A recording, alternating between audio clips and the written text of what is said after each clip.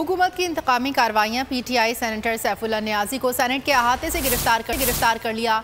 सैफुल्लाह नियाजी पर वेबसाइट नामंजूर चलाने और गैर कानूनी तौर पर फंड रेजिंग का भौं लगाया गया है। FIA ने गुज़िश्ता माह भी इनके घर पर छापा मारा था, जिसके बाद उनका लैपटॉप मोबाइल फ़ोन कब्जे में ले लिया गया था। FIA ने तहरीक इंसाफ के बानी रुकन हामिद जमान को भी लाहौर से गिरफ्तार कर लिया।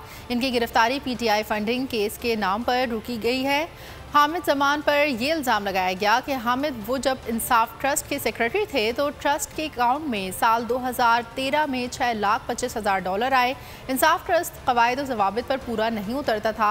PTI फंडिंग केस के नाम पर कराची में भी इंतकामी कार्रवाई की गई। FIA एहलकार PTI के रहनुमा और सेंट्रल फाइनेंस बोर्ड के रुकन तारिक शफी के घर में गेट और दीवारें फैलाकर कर दाखिल हुए। इस दौरान 2 मोबाइल फ़ोन तहवील में लिए गए थे, ताहम कोई गिरफ्तारी अमल में नहीं आई। सैफुल्लाह नियाजी को क्यों गिरफ्तार किया? PTI रहनुमा हुकूमत पर बरस पड़ी। सेनेट में कायदे इख्तिलाफ शहजाद वसीम का कहना था कि ऐसा माहौल बना दिया गया है जिससे लगता है कि मुल्क में कानून नाम की कोई चीज़ नहीं। असद उमर बोले कि भौखलाई, घबराई और अवाम की ठुकराई हुई हुकूमत और 6 हटकंदों पर उतर आई है। फैयाज उल हसन चौहान ने कहा कि वफाकी हुकूमत ने PTI रहनुमा को गैर कानूनी तौर पर गिरफ्तार करके मार्शल लॉ कायम करने की कोशिश की।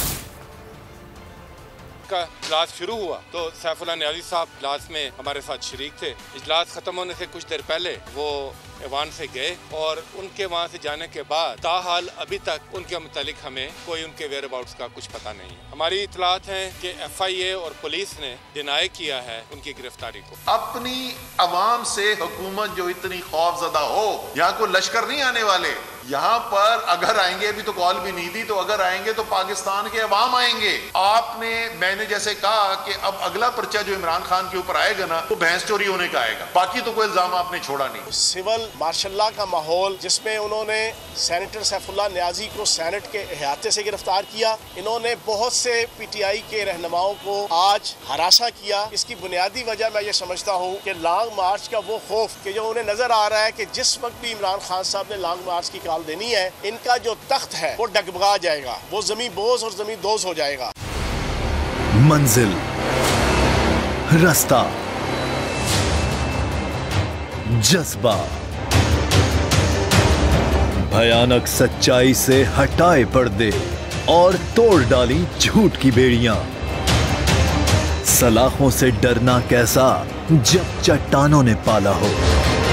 इमरान खान बोल के साथ जुम्मे से इतवार रात 10 बजे सिर्फ बोल न्यूज पर। सबसे ज्यादा व्यूज, सबसे ज्यादा रील्स और सबसे ज्यादा रेटिंग के साथ बोल अब भी नंबर 1 पोजीशन पर बरकरार।